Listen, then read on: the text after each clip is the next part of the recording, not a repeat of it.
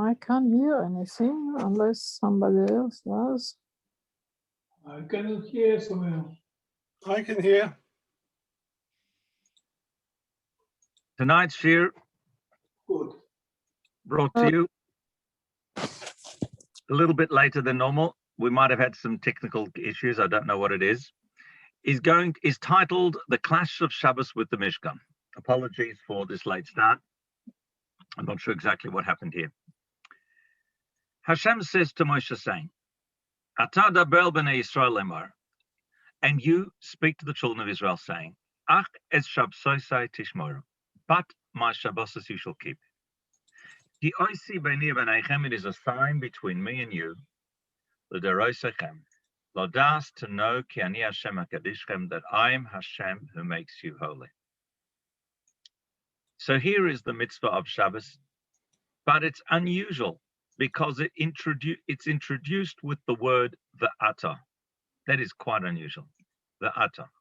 Normally, when God speaks to Moshe, he says to Moshe, Daber b'nei Yisrael, Emor el b'nei Yisrael, Tzavis b'nei Yisrael. But this expression, v'ata daber b'nei Yisrael, and you speak to the b'nei Yisrael, is quite unusual indeed. Let's have a look and see two schools of thought of understanding this v'ata. One is the Al-Shich HaKodesh and one is from Rashi. The Al-Shich, living about 500 years ago, explained as follows. When the Jewish people were in Egypt, the Medrash tells us that Moshe Rabbeinu said to Pharaoh, Mi sheyesh le'avodim, if a person's got servants under his control, he's got slaves who are doing his work. If they don't have at least one day in the week to rest, yutash kocham, then their strength will fade away. They won't be able to act properly. In other words, you've got to give them a day off. You can't work them 24/7. Paro answered, Kain dibarto, you have spoken well. He granted Moshe Rabbeinu's request. And not only that, he gave Moshe Rabbeinu the choice of which day. B'cholahem ata yoim mehashavua, pick a day from the week. Moshe Rabbeinu chose the day of Shabbos, the day of Saturday, not knowing that Hashem was going to grant this day to the Jewish people as a day of rest. But when he found out about the Shabbos later, he was overjoyed. He was so happy that he had, by Hashkacha Prodis, he had chosen the day that God would call the day of Shabbos. V'chein Amar Chazal say, Ki shenosan lehem HaBaruch Hu es HaShabbos, when Hashem gave the Shabbos, Samach Moshe. Moshe was so happy. And that's why in our davening on Shabbos Shemoneh Esrei, what do we say every Shabbos? Al keinu anu amrim, Yismach Moshe b'matnat chelko. Moshe Rabbeinu will rejoice with the portion, with the gift of his chelek. What does that mean? He will rejoice that the Shabbos was a special matana of God to the Jewish people, but Moshe Rabbeinu was overjoyed because it was it was the day he picked for the Jewish people in Egypt. Which means that for years and years, hundreds of thousands of Yidden were keeping the Shabbos because Moshe Rabbeinu picked that day without even realizing that was the Shabbos. If that's the case, explains the Al-Shich, Ubozeh yitachen yomar v'ata. That's why it says you. V'ata daber b'nei Yisrael. Why you? You, Moshe, you're the one who established the Shabbos for them right back in Egypt. Now go and warn them and tell them, V'ata daber, and you shall speak to the children of Israel. This is the word v'ata. In other words, it had a special meaning for Moshe Rabbeinu. Rashi learns differently. Let's say Rashi. Zog Rashi, v'ata daber b'nei Yisrael. V'ata and you. What is that word "and you" telling us? Af al pi shehifgadeticha, even though I commanded you to tell them about the work of the Mishkan, to build a Mishkan. Al yekal be'einecha litchos es haShabbos v'nei zamlacha. Don't let the Shabbos become something small in your eyes, to be pushed away because of the work of Mishkan. It cannot be overridden by the Mishkan. Shabbos must be preserved. Don't build it on the Shabbos. And the Bar Tanura on Ala Torah explains that that's exactly what Rashi's telling us comes from the word Ve'ata. Why? Says the Bartanura, Rashi is medayik from the fact that the Torah changes the language and does not write Daber el Bnei Yisrael in the usual form, but it introduces it with the word Ve'ata. Hence, Rashi needs to tell us the pasuk is implying, Hashem is saying, Afal pi she'izaticha. Please, even though I've told you, I've warned you about building a Mishkan, please don't let the Mishkan be a Shabbos, something small in your eyes. Okay. So that's what the Ato is telling us, either according to the Alfich HaKodesh or the way the Rashi learns. But what does the word Ach come to tell us? That's unusual. Let's have a look and see if we can understand what the Ach is telling us. Here, let's have a look at the pasuk again. And you shall speak to the children of Israel, saying, but my Shabbos you shall keep. That word V'ach does not really have to be there to give it proper sense. It could have easily have said, and speak to the children of Israel, saying, Es Shabbosai tishmoru, keep my Shabbos. So why does it need to say that word Ach? Answers Rashi. Ach es Shabbosai tishmoru, but my Shabbos you shall keep, is teaching us.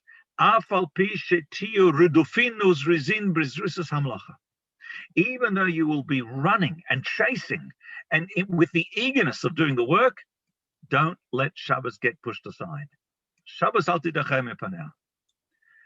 How do you learn that out of this pasuk from the word ach? Explains Rashi, kol achin v'rakin mi'utin. Whenever you see ach or rak in a pasuk, it has a limiting force. It's a miut. It's a limiting. What's it limiting? L'mayed Shabbos memlechas Mishkan. It's limiting the day of Shabbos. You cannot build the Mishkan on Shabbos, and that's how we know that you cannot build the Mishkan on Shabbos, because of the word ach. So ach is the key word here. But please don't build the Mishkan on Shabbos. The Ramban, about 100 years later, had a very strong question on Rashi. It was so strong that he refuses to learn like Rashi, and he adopts a Chazal's explanation on this pasuk. And let's see what bothered Ramban about Rashi's explanation. Says the Ramban, Lo nitkaven etzli. No, doesn't fit with me. I don't understand this explanation of Rashi. Kilafi medrash Rabbi Seino, according to our rabbis, achin and rakin, the word ach and rak, which means but and only, they are coming, or they should be coming, to limit the Shabbos. They should be coming to limit the keeping of the Shabbos. Why?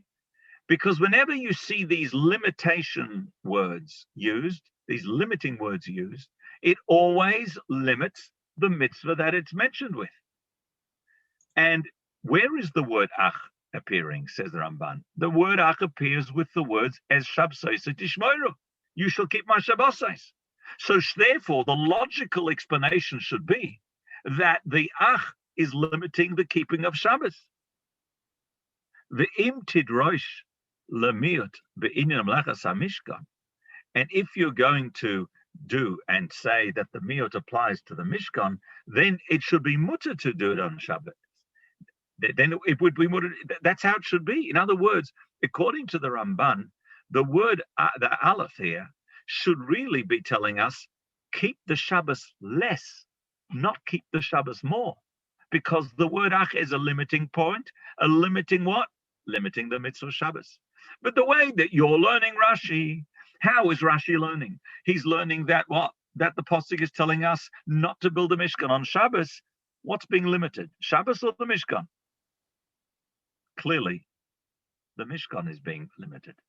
Shabbos is expanding, and it takes over everything. It's taking over the Mishkan. It says, no, don't touch me. I am going to stand my place, says the Shabbos. But that doesn't fit into the word ach. This is the Ramban's question on Rashi. So what does the Ramban do with this pasuk? Ach es Shabbos tishmoru.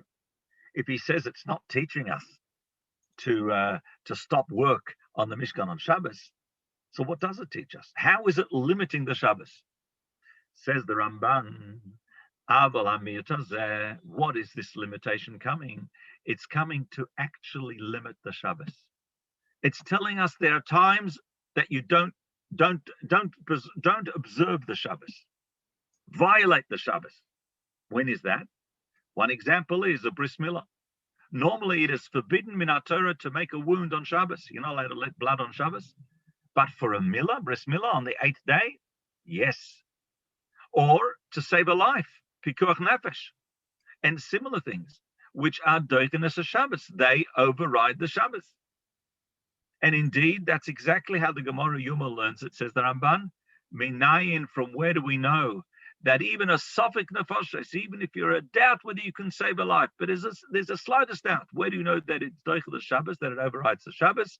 Rabbi Broh says the name of Rabbi Yochanan from these words, Ach es Shabbosai tishmoru, but my Shabbos you shall keep miut. It has a limiting force. And therefore, according to this explanation, the Ramban says the word ach fits in beautifully, because what is the ach doing? It's limiting the application of Shabbos. It's telling us when you want to save a life, don't keep the Shabbos, break the Shabbos. When you want to do bris milah on the 8th day, do the bris milah, make an incision, make a wound. That's how the Ramban says should be the pshat in our pasuk. Naturally, the Ramban agrees that you're not allowed to build the Mishkan on Shabbos. Of course, that's straight from the Gemara. That's straight from everywhere. We know that. So how do we know that Malachas Mishkan is not Doichel Shabbos? Says the Ramban further, Umalachas Mishkan she'eina Doichel Shabbos. How do we know that the work of the Mishkan does not override the Shabbos? Not because of Ach. That's simply because the warning about Shabbos is given here, right next to the Mishkan. Al derech hapshat hu kain. The simple pshat is, the Torah is telling us, Tasu malachas oil moed. Do the malach of the Mishkan, build the Mishkan, but please, Shabbos must stay in its place. Shabbos soisai tishmoru la'olam. You must always keep the Shabbos, even if it comes to putting down your tools on Friday afternoon, even for building as a holy temple like the Mishkan or the Beis HaMikdash. So this is the Ramban's question on Rashi and his pshat that he learns in this pasuk. Well, naturally, the Mefarshei Rashi, they stand up to defend Rashi against this attack of the Ramban. Let's have a look tonight at one or two explanations and then see if we can develop the theme of the Ramban further. The Gur Aryeh, one of the very early defenders of Rashi, the Maral Prague, makes the following comment. He says, Haramban hiksha al zeh, the Ramban asks a question, and I'm not going to go through all this. It's basically repeating what I've just said now. But the Gur Aryeh remarks, Ukusha gedola hizos. This question of the Ramban is a major problem, is a serious problem. It's a big question. He recognizes it's a big question. Because always the mitzvah comes, the miyut, the limitation is in the mitzvah that it says the word ach. And yet here, it seems to increase, to expand the application of Shabbos, to say that it's overriding Malachas Mishkan. That doesn't fit in with the normal application of the word ach. So let's have a look and see how the Gur Aryeh will answer for Rashi. Explains the Gur Aryeh, the word ach, whilst it normally will limit the mitzvah that it's mentioned in, will also have another role. And that is, if there's a previous topic that it can apply to, it will undo and restrict the previous pasuk in the first instance. It'll do that. And the Gur Aryeh cites three precedents for that, three examples in Chumash where you actually see this happening. Let's have a look at them. In the book of Bamidbar, we find that Hashem tells Moshe, Su'u es rosh kaladas b'nei Yisrael, take the count of all the assembly of the Jewish people. This was the second counting that they did for the Jewish people to see for the Karbonos, etc., as we learned at the beginning of Truma, at the beginning of Sisa and Rashi. And then it says the word ach. Ach es mate Levi lo sifkoid. But the tribe of Levi you shall not count. What is the ach doing there? The ach is really undoing the previous section. The previous section said, Suis Rosh Kol Adas Ben Israel. Take up the count of all the assembly of Israel. I want you to count everybody. And then all of a sudden we have ach es mate Levi lo sifkoid. But the tribe of Levi don't count. Says the Guraria, what is the word ach doing? It is undoing, it is soiser, davar harishon asher nemar lifnei zeh. It's actually undoing or restricting what it said previously. It said previously count them all, but, and now there is a but to it. Yes, there is a but to it, but the tribe of Levi don't count. Let's find another example. In the story of Bilam, where Hashem tells Bilam, you want to go? Okay, kum lechitam. Get up and go with the people, go with them. But es hadobar asher adaber elecha, but only the word that I will speak to you, that's all you're going to say, etc. What is the word ach doing? On the one hand, God says, go with them. You can go on your mission. But then Hashem straight away is mamayit es halichosai. Hashem immediately limits his mission. First he says, yeah, get up, go with them, do what you want. And then all of a sudden, restricting. V'ach bat, telechitam, yes, go with them. Avol bat mikolmakam loyia kol b'shus chalasos. You won't have a free reign to do what you like. No, only the word that I put in your mouth, etc., etc. So what is ach doing there? Ach is really undoing the previous command. And the third example where we see this, talking about listening or not listening to a prophet of Hashem. We know that there is a very serious avera if a person will not listen to the Navi of Hashem, a true Navi. And at the same time, it is a very serious offense to listen to a Navi who dares to speak something that's wrong, So we have the pasuk that says, Ish asher lo yishma el divrei hanavi. A man who will not listen to the words of the prophet will suffer the consequence. And then, but the Navi who will dare to speak something in my name that I never told him to say, don't listen to him, etc., etc. What do we see? What is the word ach doing there? The ach is undoing the previous section. On the one hand, it tells you, you must listen to the Navi. You must listen. And if you don't listen to the words of the Navi, this is going to happen. But all of a sudden, we're limiting it. And we're saying the prophet that will dare to speak something, don't listen to him. If that's the case, says the Guraria, b'chein kulam, all of them. In each case, we find in all of these examples, the word ach is undoing what it says beforehand. If that's the case, v'gam ken kan, we can answer for Rashi, that's happening here as well. Soiseres andovar shenamar lifnei zeh. We can say that when the pasuk says ach es shabsoset tishmoiro, it's coming to limit what the command was beforehand. And what did Hashem command beforehand?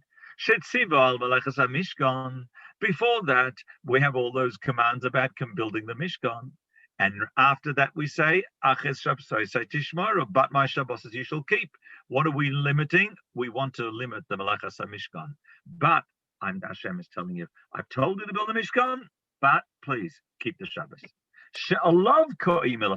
It is referring to the previous command, the command of the Mishkan that we're now limiting. In other words, says the Ramban, says the Guraria, if there was no mitzvah of Mishkan beforehand, and it just said Aches Shabsoset Tishmoiro, then the Ramban's kasha would be a good question.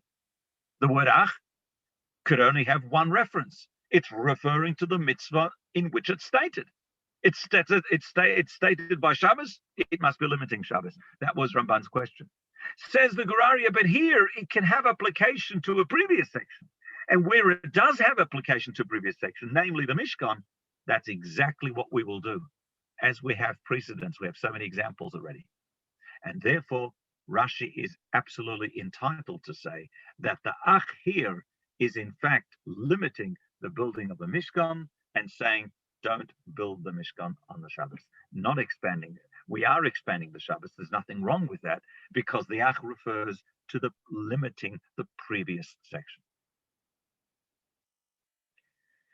I'm going to skip the next bit because of time constraints, and we're going to look at another defense of Rashi, namely the Maskil David. The Maskil David of David Fardo, living about over 200 years ago, gives the following explanation. Now, just like we know that the word ach and rak have a limiting force, we also know that the word es and gam have an inclusive force. They add more. Like in the story of Cain and Havel, it says es Cain, a twin sister was born with Cain. Es Achiv es Havel, it says the word es twice. That's how we learn that Havel had two twin sisters. So let's see what the Maskil David says. It says the Maskil David. Ki heiche de kaimelon achin v'rakin mu'atin. Just like we know that the word ach and rak has a limiting force, hachanami similarly, kaimelon we know, we hold, esin and gamin ribuin. Whenever the s is used and the gum is used, it has an inclusive force. It's adding, it's including. And if that's the case, we've got both a limiting word, and an expanding word used next to each other. Let's go back to the Pasuk and see what the Maskil David is really saying. When we go back to this Pasuk, we see, and you shall speak to the Bnei Yisrael, saying, ach, limiting force, es, inclusive force, shabsoi setishmora. How interesting. We've got these two words that have an opposite effect. The ach, the limiting, and the es, the expanding. How do we understand it? Says the Maskil David.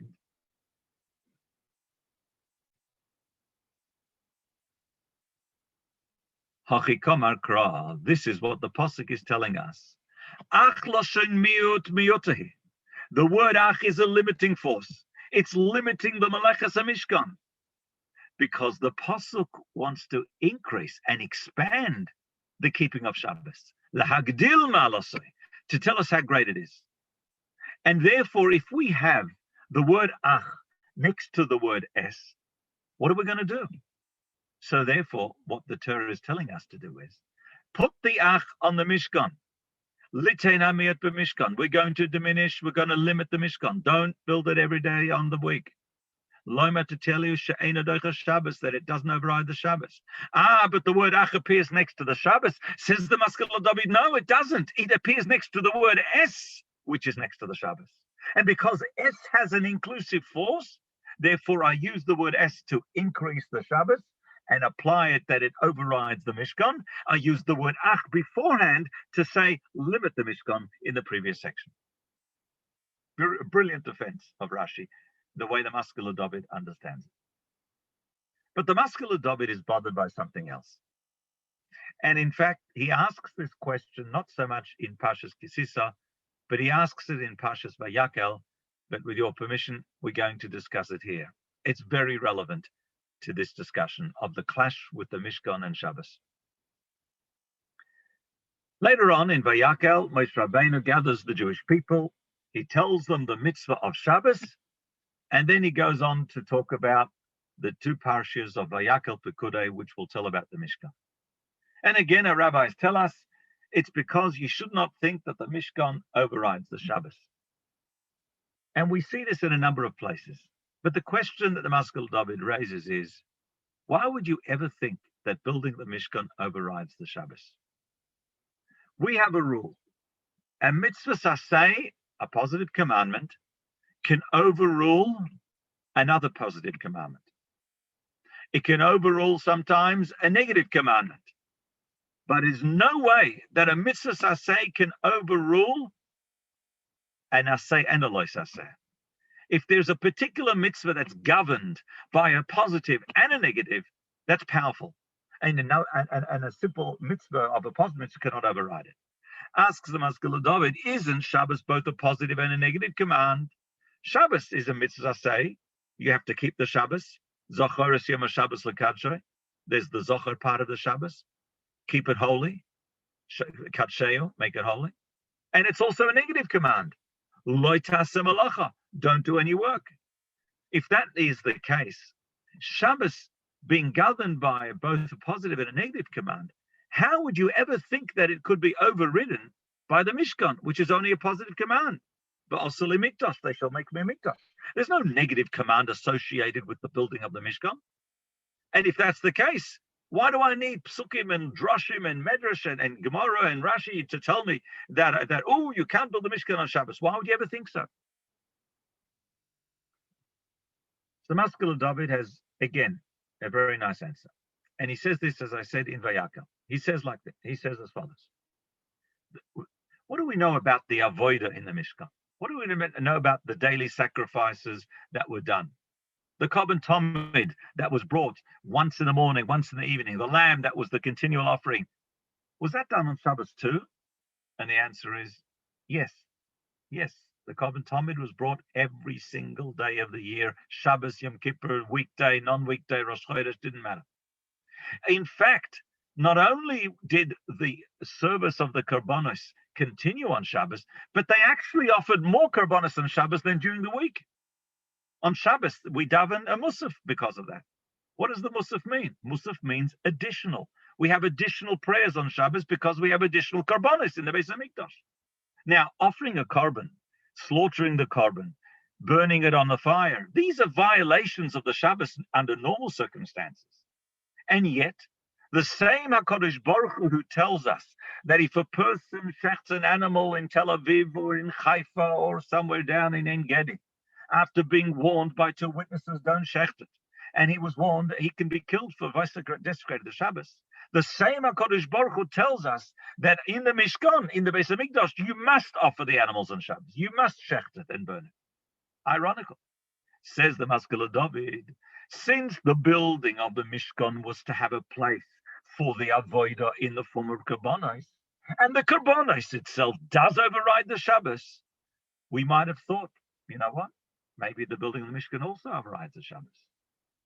Despite the fact that the Mishkan was only a positive command, just like the korban tamid is only a positive command, and that overrides the Shabbos, etc., etc. For this reason, it was necessary to have learned to have special psukim to teach us that no, it cannot override the Shabbos. Mishkan cannot. The building can't. The avodah, the service, yes, but not the building of the Mishkan. Why is that the case? That's for another time, not for now. But that's how I would have had a havamina. I would have thought that it's overriding the Shabbos.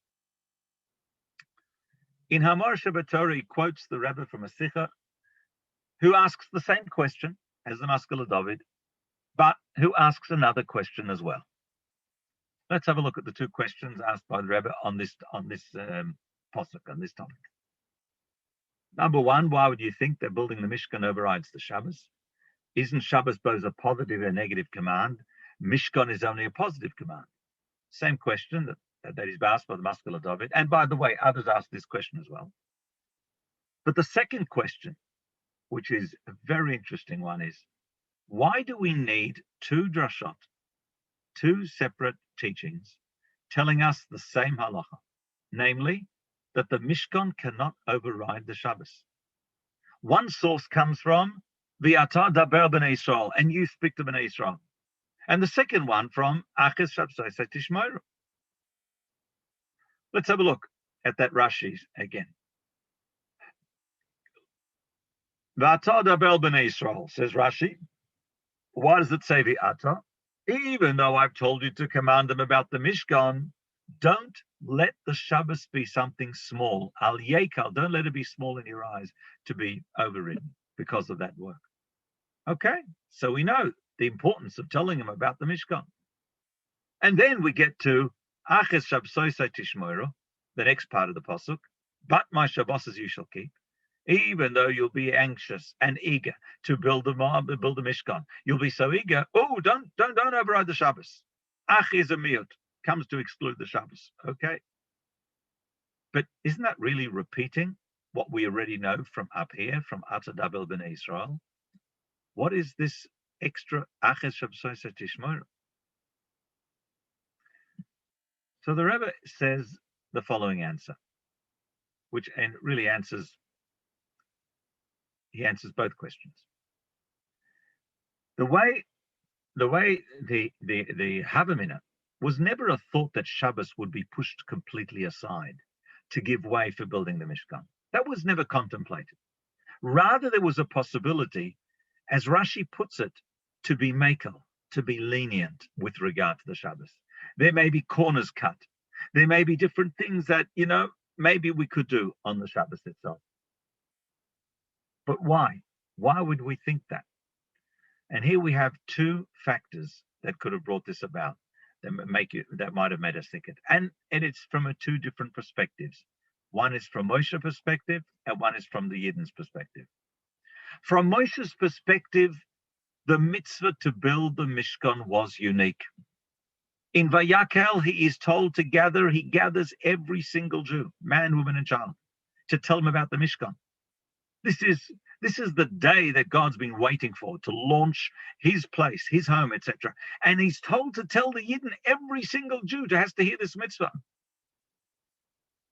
And if that's the case, Moshe Rabbeinu now is told by God, Moshe, in the same way that I'm telling you to tell all the Jewish people about the Mishkan, I'm also telling you to tell all the Jewish people about Shabbos. Don't think that it's light in your eyes because you're telling the Mishkan. Don't make the Shabbos small because the Mishkan is so big now because you're telling it in front of all the Jewish people. No. Al yekal beinecha.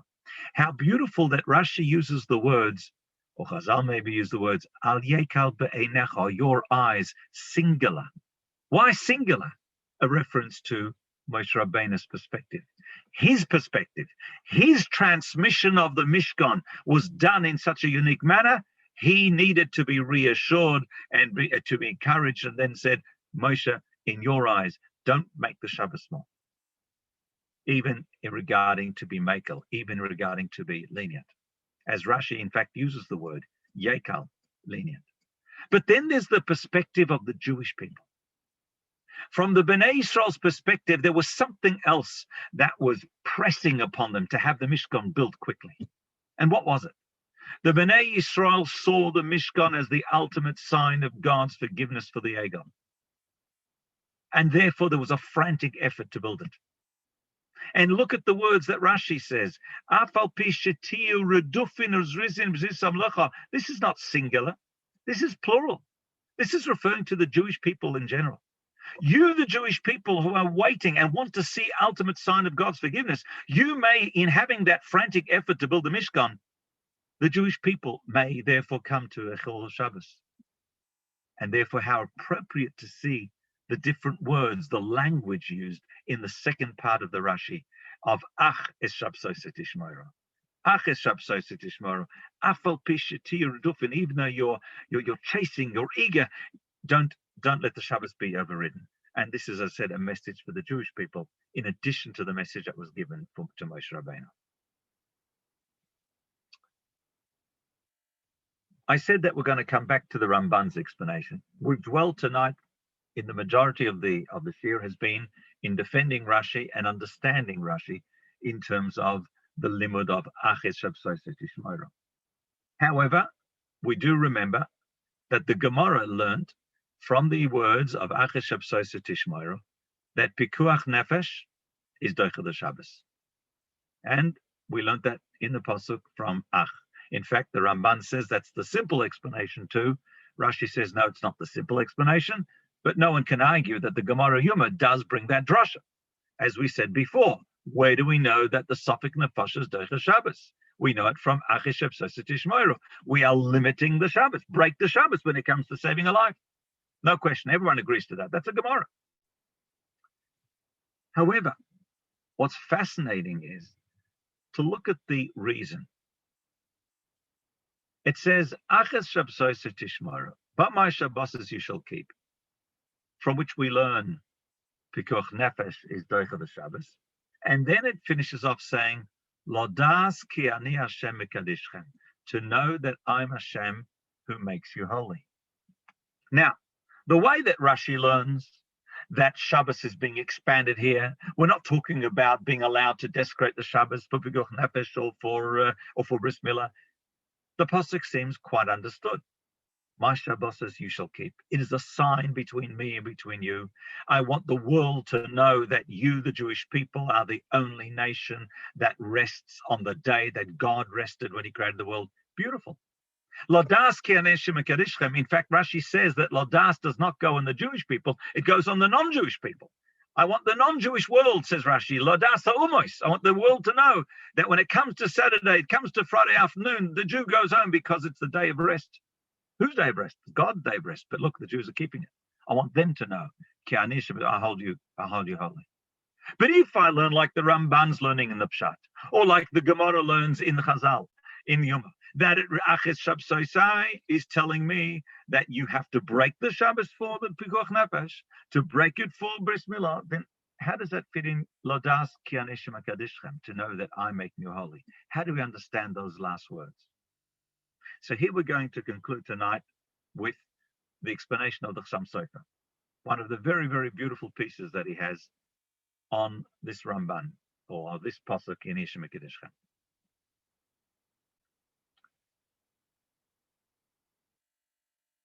The Chassam Sofer uses the Ramban's pshat of the word ach, as we said before, to explain the words Lodas ki aneshim mekadishchem. Let's have a look. HaRamban Pirush, the Ramban learned that the word ach is coming lemayet, to exclude the Shabbos from pikuach nefesh, from saving a life, or milah, or for doing a bris milah, both of which are doichinas of Shabbos, they override the Shabbos. But as Ramban pointed out, we still learn that the Mishkan cannot take place on Shabbos from the juxtaposition of the Parsha. From the very fact that the Parsha of the Shabbos is next to the Mishkan, the Smichos next to the Mishkan, we learn that the Malacha of Mishkan is not going to override the Shabbos. Of course, Ramban also agrees to that. Everyone agrees to that. It's just how we know it. So we know it from the connection, from the fact that the Parsha of Shabbos appears next to Mishkan. In Cain, says the Chassam Sofer, if that's the case, let's think about it. Let's make a pyramid. Think about how great the Mishkan is. The Mishkan was the day, as we mentioned before, this is the day that Hashem brings his Shekhinah down on earth. In fact, Chazal say, Vahi b'yom kalos Moshe, that when it comes to the conclusion of the Mishkan, it says it was as great as creating heaven and earth. It's the climax, if you like, of creation. Hashem finally brings his Shekhinah down on earth in the form of a Mishkan. And yet, despite it being such a tremendous mitzvah, what do we find when it comes to Shabbos? When there's a clash between Shabbos and Mishkan, who wins? Shabbos wins. Afal pikein nidcha mipnei Shabbos. So if you built a pyramid, you put Mishkan at the bottom, you'd have Shabbos on top. But what happens when a life of a Jewish person is being threatened? What happens if there's pikuach nefesh? Hashem says, break my Shabbos. Ach es Shabbosai tishmoiro, says the Ramban. But my Shabbos you shall keep. We don't keep it, we break it if it means saving a life, pikuach nefesh. Why? And that's because that as great as the Shabbos is, then nothing is greater than the nefesh, the soul of a Jew. The pikuach nefesh, to save the life of a Jew, is greater than Shabbos, even though Shabbos was greater than the Mishkan, bringing the Shekhinah down on earth. Muchach, from that it's evident, says the Chassam Sofer.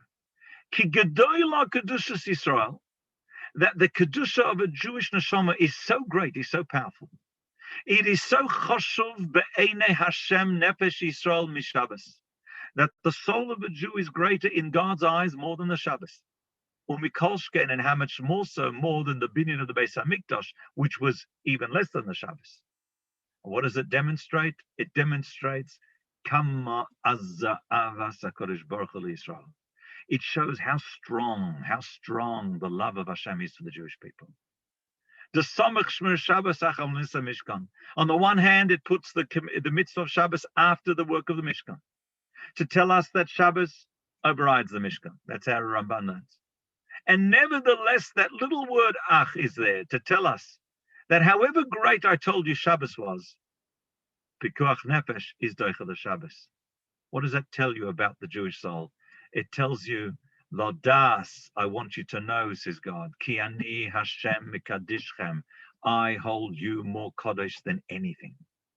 Ikir kedushasi hi bachem, the main kedusha is in you. It rests in you. Every Jew is a nefesh hasheni. The nefesh is a chelik lekami mal mamash, is a portion of God, so to speak. And look how beautifully the words fit in, says the Chassam Sofer, learning it the way the Ramban does. My Shabbos is you shall keep it as a sign between me, between you. And we learned from there that the Shabbos must be broken for Pekuach Nefesh. But why? Didn't we say how great Shabbos to push the Mishkan? Ladas, it's that you should know, Ki ani Hashem mikadishchem, I hold you holier than anything, because of the love that Kodesh Baruch Hu has for the Jewish people. And we will leave it there for tonight. Rio, Yes. Rio, but you didn't come back to why it says Vayedaber, but no, Va'ata Daber. There were two explanations, one from the Al-Shich HaKodesh and one from Rashi. The Al-Shich learned Ata Daber is because you, Moshe, have a special vested interest in this Mitzvah of Shabbos, because you started the ball rolling back in Egypt. Ata, you, that's special.